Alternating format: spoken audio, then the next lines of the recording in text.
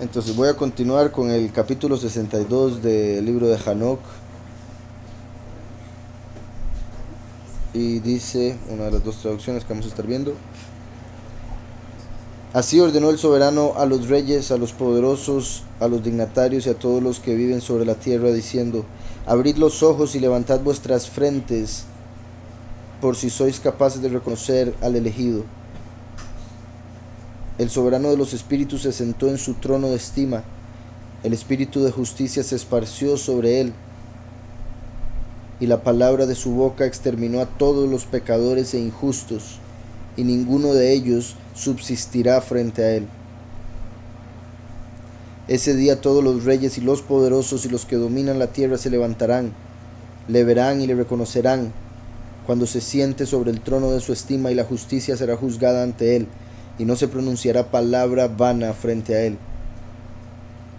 El dolor vendrá sobre ellos como a una mujer en parto difícil, cuando su hijo viene por la abertura de la pelvis y sufre para dar a luz. Se mirarán los unos a los otros aterrorizados, bajarán la mirada, y la pena se apoderará de ellos cuando vean a este hijo de mujer sentarse sobre el trono de su estima. Vean cómo, ¿verdad?, en unas ocasiones menciona hijo de hombre, ahora menciona el hijo de mujer, que tiene un par de connotaciones importantes. Una, que por haber sido la mujer la que comió, ¿verdad?, se veía de manera negativa antes de que Mashiach viniese, la que le hizo caso a la serpiente para comer del fruto. Pero como sabemos, Yahushua vino a restaurar eso al venir y nacer de una virgen. Entonces, al decir aquí hijo de mujer, es dando a entender, por un lado, que bajó de lo más alto a la tierra, que la tierra es dada como, o sea, femenina, y por otro lado, que al ser el hijo de mujer hace alusión a la semilla de la mujer que se menciona en Génesis, que fue prometida, que sería la que destruiría la serpiente, la que destruiría la cabeza de la serpiente, así como Yahushua, la semilla de la mujer, porque vino de una virgen, fue inmolado en Gólgota. La cruz, el madero, estaba incrustado en Gólgota, que significa cráneo o cabeza. Se mirarán los unos a los otros aterrorizados, bajarán la mirada, y la pena se apoderará de ellos cuando vean a este hijo de mujer sentarse sobre el trono de su estima. También, por otro lado, ¿verdad?, en el sentido espiritual, recuerdo, bueno, obviamente el último también nace de una mujer, ¿verdad?, pero el término que más comúnmente se utiliza es el de hijo de hombre. Y vemos en Apocalipsis 12, no lo voy a leer, pero en Apocalipsis 12 aparece la mujer que ve Yahuhanán, que da a luz al hijo varón que va a regir a las naciones con vara de hierro. Entonces el hijo de mujer también se conecta ahí con el último, así como también Jeremías 31, cuando dice: ¿hasta cuándo andarás errante, hija rebelde? Porque Yahweh ha creado una cosa nueva sobre la tierra. Unas traducciones, como la Reina Valera, por ejemplo, ponen: la mujer cortejará al varón. Eso es una cosa nueva que menciona, en el sentido de que en vez de ser el varón el que busca a la mujer, como normalmente sería la mujer la que buscaría al hombre. Y en el sentido físico se puede ver hoy en día cómo está la cuestión, todo al revés, en algunos casos. Pero en el sentido espiritual se refiere a cómo la congregación buscaría al buen pastor en el fin de los tiempos. Pero por otro lado, hay otra traducción que se le da a este mismo verso, donde dice la mujer, y incluyen no virgen, porque hay una palabra que se utiliza para la mujer virgen y otra palabra que se utiliza para la que ya no es virgen. Entonces aquí se menciona la mujer que ya no es virgen, y lo traducen como: la mujer no virgen dará luz a un guerrero. Entonces también se puede ver este hijo de mujer como el que se menciona aquí en Jeremías 31. También como el que se menciona en Isaías 9, y Isaías 7 y otras partes de la escritura. Uno siendo, repito, Mashiach, la semilla de la mujer, y el último siendo el hijo de la congregación. Y por otro lado también recordemos que el último viene siendo el trono. Entonces el hijo de mujer sentándose sobre el trono de su estima sería como la unión del primero y el último. Entonces continúa, dice el verso 6, y los reyes, los poderosos y todos los que dominan la tierra alabarán, bendecirán y ensalzarán a quien reina sobre todo lo que es secreto. Porque desde el principio el Hijo del Hombre fue ocultado y el más alto lo preservó en medio de su poder y lo reveló a los elegidos. Vean qué importante este verso. Dice el 5, que también es el 8 en la otra. Se mirarán los unos a los otros aterrorizados, bajarán la mirada y la pena se apoderará de ellos cuando vean a este hijo de mujer. Ponen aquí Gálatas 4:4. Pero cuando vino el cumplimiento del tiempo, Elohim envió a su hijo nacido de mujer y nacido bajo la ley. Nacido de mujer, que era necesario para que viniera a través de agua, para que pudiera redimir a todos los nacidos de mujer. Y nacido bajo la ley, puesto que lo circuncidaron al 8º día y demás cosas. Entonces, continúo. Se apoderará de ellos cuando vean a este hijo de mujer sentarse sobre el trono de su valor, de su estima. Y los reyes, los poderosos y todos los que se adueñaron de la tierra honrarán, bendecirán y ensalzarán a quien tiene soberanía sobre todas las cosas. Aquel que fue escondido. Aquel que fue escondido. Se puede ver de dos maneras. Bueno, varias, de fijo. Una, el hecho de que después de haber venido, murió, resucitó y fue escondido del mundo, pero esto fue escrito hace mucho antes.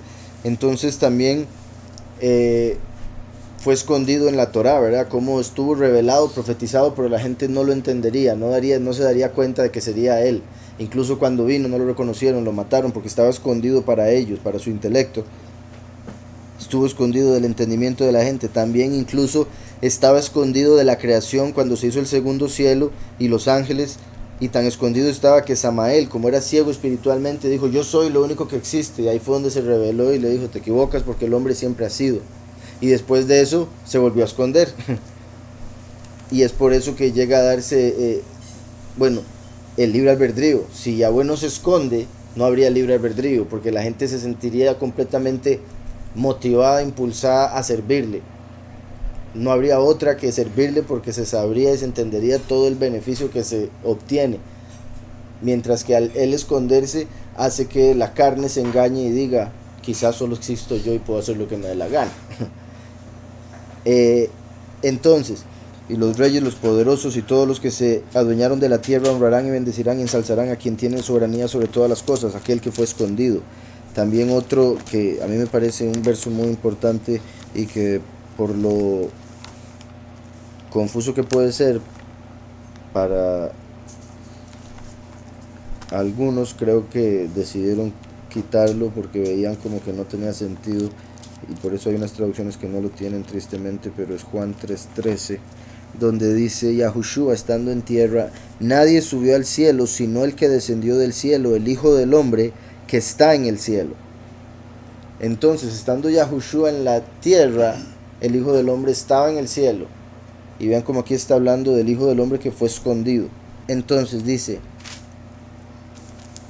quien tiene soberanía sobre todas las cosas, aquel que fue escondido. Porque desde el principio el Hijo del Hombre fue ocultado y el más alto lo preservó en medio de su poder y lo reveló a los elegidos. Entonces, desde el Hijo del Hombre fue ocultado desde el inicio, porque recuerden, todo fue creado a través de él. Entonces, claramente, aquel que crea algo está por encima de eso que creó, y en cierta manera se mantiene oculto. Digamos, incluso, por ejemplo, un papá tiene un hijo que no es una creación, es procreación, pero tiene un hijo, y para el niño está oculto el plan que tiene el papá para él. Está oculto el intelecto del papá comparado con el del niño, que aunque tenga todo el potencial, apenas está empezando, no puede ni hablar. Entonces,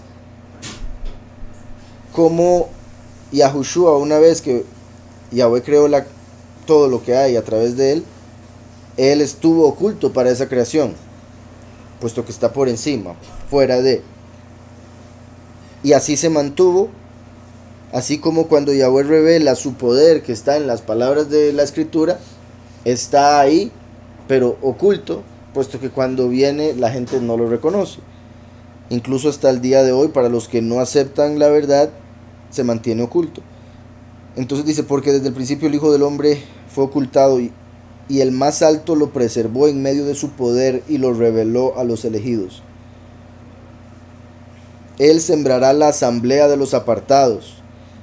Vean qué bueno, porque Yahushua, este es un verso también muy poderoso. Me parece a mí que es clave, es muy simple. Y imagino la mayoría de los cristianos lo conoce quizá, no sé. Pero me parece que es muy simple para mostrar la venida del primero y el último. En Juan 4:37, en esto es verdadero el dicho, y vean hasta la introducción que le hace Mashiach. En esto es verdadero el dicho, uno es el que siembra y otro es el que ciega, ¿verdad? Otro es el que recoge, otro es el que cosecha. Entonces está, o sea, se puede ver como, ¿verdad? En un sembradío hay una persona que está encargada de sembrar y otro que está encargado de cosechar. Incluso se podría decir que puede ser el mismo, simplemente en un tiempo completamente diferente, y solo por la diferencia de tiempo hay un cambio en la persona de diferentes aspectos. Pero ahí está hablando de dos tiempos, como el verano cuando vino la primera venida y ahora el invierno cuando viene el fin de los tiempos. Bien, vino, él dijo, como la semilla, puesto que él, Yahushua, es la palabra de Yahweh.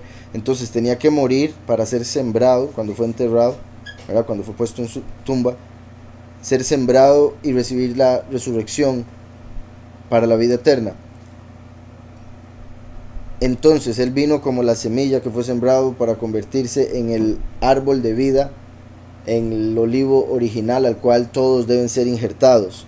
Por eso esa planta que vino a sembrar, y como él mismo dijo que es necesario que la semilla caiga sola y muera para que germine, ¿verdad? Y dé fruto.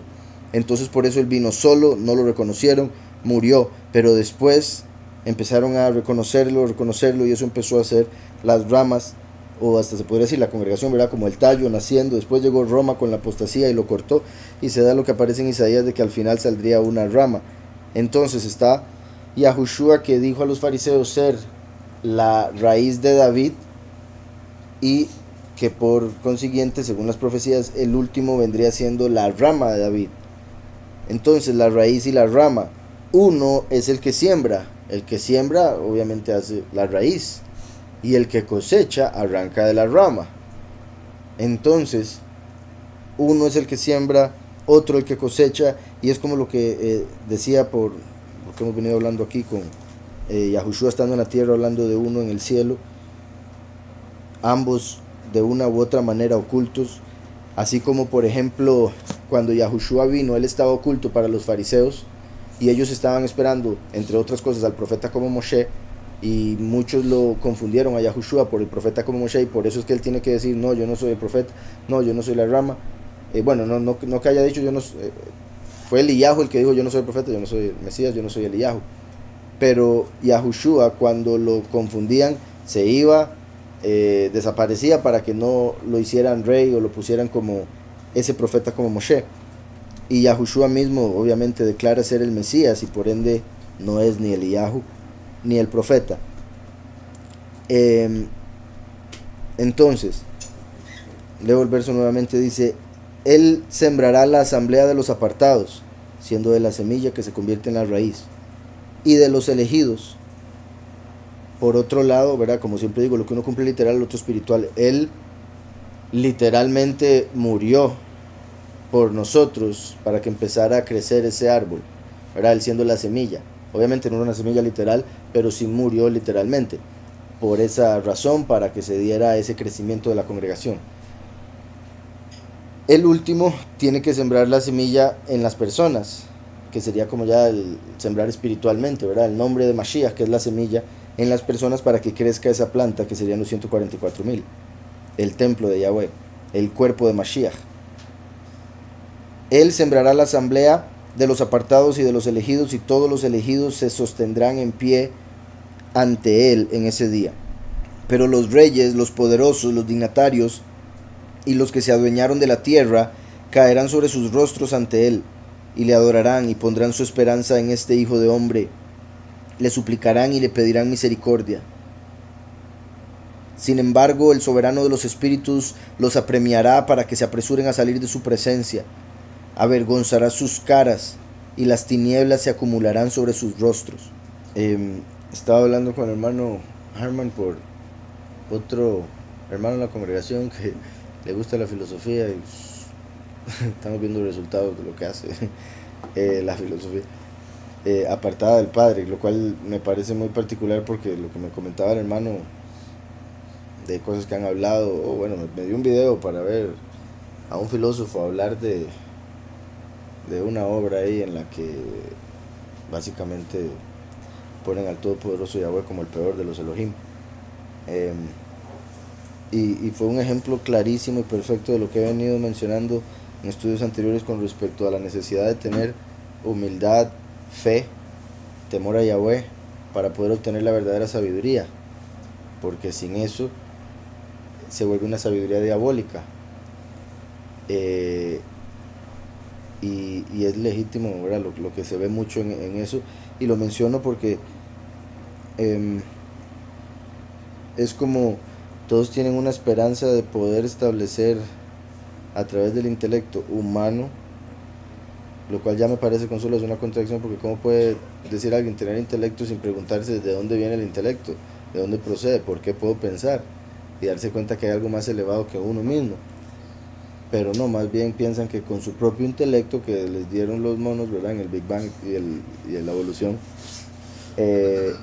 van a poder alcanzar incluso hasta vida eterna. Algunos creen, ¿verdad?, como lo que hemos hablado de este ritual que hicieron la reina con lo de el ADN de 3 hebras y llegando al árbol de vida, como dando a entender que a través de la farmaqueia, ¿verdad?, de la brujería, van a poder llegar, a través de las farmacias van a poder llegar a recibir vida eterna, que como he dicho es muy posible que eso sea lo que ofrezcan con la marca de la bestia, y esa sea una de las razones por las que llegue a ser tan especial para la gente cuando llegue el caso, porque ya se manifestaría la abominación desoladora y lo más seguro les va a ofrecer vida eterna, pero en este mundo, en esta carne, es una posibilidad.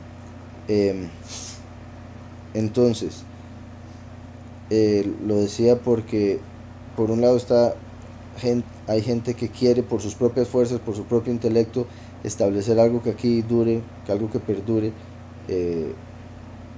Obviamente es imposible que algo temporal pueda ser algo eterno, entre otro montón de contradicciones que se dan ahí. Pero por un lado, tristemente, no reconocen que Yahweh es el único que nos puede dar la capacidad y el único que lo va a terminar de hacer para poder mostrar que solo Él podía, que nos dio 6000 años y el hombre nunca se puso las pilas, y cuando uno se puso las pilas, otro envidioso lo mató, y cuando otro quería hacer algo correcto, este otro lo envenenó, y todo ese montón de cosas que han pasado. Entonces, también se les olvida que hay justicia verdadera. Piensan que por los 6000 años que han pasado, todo lo que ha sucedido, piensan que nunca va a ser posible, o ya se dieron por perdidos, sin entender que va a llegar un día como este, donde Yahweh va a castigar absolutamente todos esos, y a partir de ese día no va a haber ninguno que pueda ni siquiera quiera rebelarse contra lo que es correcto. Entonces, Él los entregará a los enviados de castigo, o sea, los malachim, que tienen que ver con castigo, para ejecutar la venganza porque han oprimido a sus hijos, a sus elegidos, y será un espectáculo para los justos y sus elegidos, quienes se alegrarán a costa de ellos, porque la ira del soberano de los espíritus cayó sobre ellos, y su espada se emborrachó con su sangre. Entonces va a llegar el momento donde nos vamos a alegrar de ver la justicia manifestarse, y como dice, va a ser incluso un espectáculo ver a estos impíos ser castigados. En cambio, los justos y los elegidos serán salvados ese día, y nunca más les verán la cara a los errantes ni a los injustos. El soberano de los espíritus residirá sobre ellos, y con este Hijo de Hombre comerán, descansarán y se levantarán por los siglos de los siglos. Los justos y los elegidos se habrán levantado de la tierra, habrán dejado de estar cabizbajos y habrán sido vestidos con la vestimenta de la vida. Tales serán la vestimenta de la vida del soberano de los espíritus. Vuestra ropa no envejecerá y vuestro valor o vuestra estima no terminará ante el soberano de los espíritus.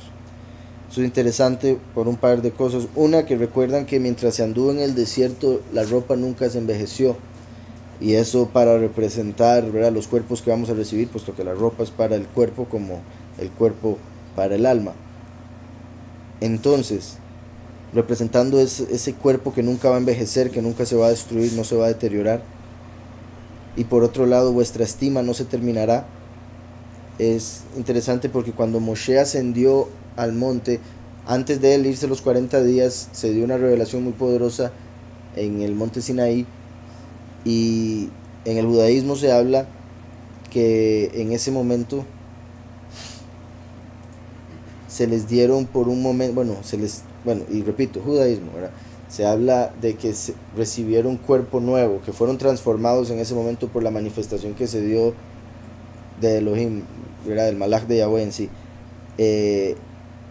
y que tenían una estima sorprendente y que ya iba a venir la redención, pero después con el becerro de oro perdieron todo. Entonces la estima que habían recibido cuando se manifestó Yahweh, básicamente para que se pudiese manifestar, se podría decir, tuvo que hacer al pueblo en cierta manera similar a él, ¿verdad? Para que, digamos, por decirles algo, si uno tuviese la capacidad de cambiar animales en seres humanos, que hemos visto espiritualmente sucede, para que una mascota le pueda entender a uno al nivel que uno le gustaría, ¿verdad?, tendría que volverlo humano. Si no entiende un nivel muy pequeño, muy limitado. O sea, porque recuerdan lo que hablamos la vez pasada, como decía Filipos, que hay muchas personas que andan con forma humana pero son animales, por no haber conocido a Yahushua. Entonces, en sí, en cierta forma, para que lo puedan llegar a entender a uno, verdaderamente lo que uno les quiere decir, tienen que llegar al nivel de humano. Y solo puede ser a través de Yahushua, porque Yahushua es ese ser humano espiritual. El que no tiene a Yahushua está adorando a algún animal, porque está adorando a algún ángel, y es de los ángeles que vinieron las imágenes, ¿verdad?, de los animales.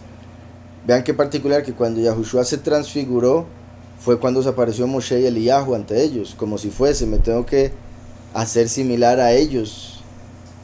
Y en cierta manera, que es lo que estaba diciendo ahora, les dio poder al pueblo en Sinaí para que lo pudieran reconocer en su estima, pero después perdieron ese poder porque se fueron tras la idolatría.